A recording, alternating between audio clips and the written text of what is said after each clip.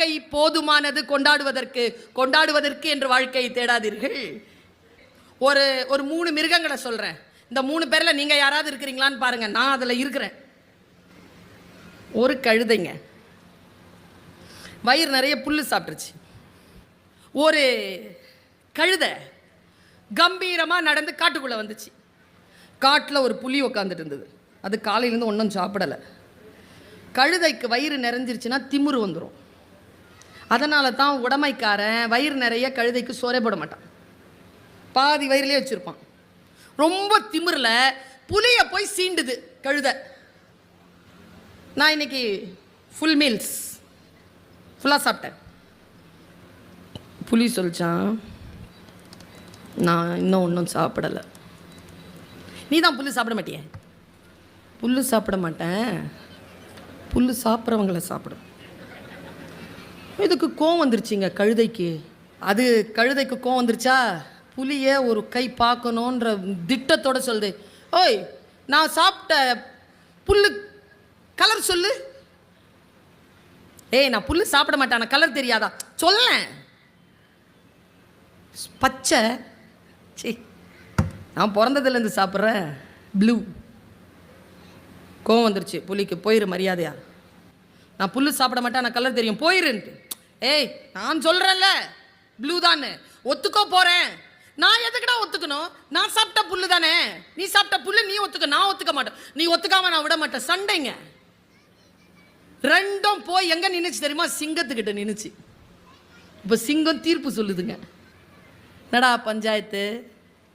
Sir நான் வயிறு நிறைய புல்லு சாப்பிட்டு வந்தேன் சார்.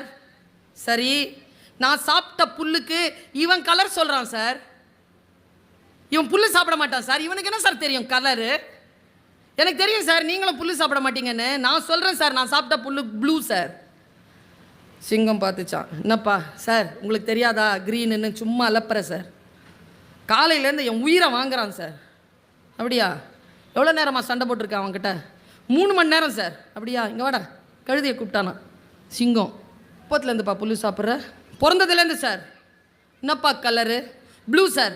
10 தான் சாப்பிட்றியா? 10 தான் சார் சாப்பிட்றேன். சத்தியமா? சத்தியமா சார். சரி ப்ளூ தான் போ. என்கிட்ட ஆர்கியூமெண்ட் பண்ணிட்டு இருந்த இந்த புலிக்கு ஏதோ புத்தி சொல்லுங்கள் சார். இரு முன்னாலேயே சொல்லிடுறேன்.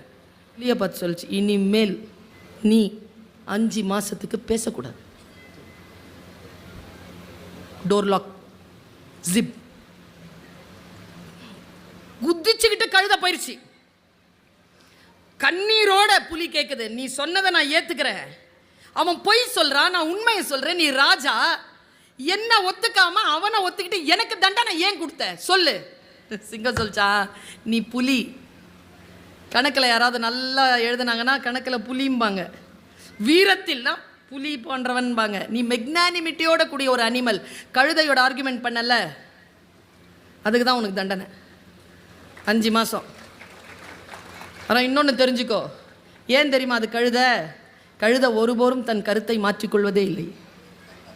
எவ்வளவு புத்திமதி சொன்னாலும் மாற்றிக்கொள்ளாது. யார் புத்திமதி சொல்லுகிறார்களோ அவர்களை பழிவாங்குவதற்காக எந்த கட்டத்திற்கும் அது செல்லும். அந்த முட்டாள்தனத்திற்குத்தான் அதை கழுதை என்று திட்டுகிறார்கள்.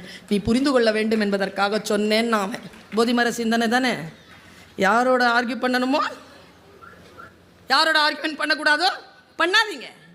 நம்முடைய வாழ்க்கையில் நமக்கு கிடைத்திருக்கக்கூடிய ஒற்றை வாய்ப்பு வாழ்க்கை என்பது, அதை ரொம்ப மெக்னானிமிட்டியோட வாழ்ந்துட்டு போவோமே.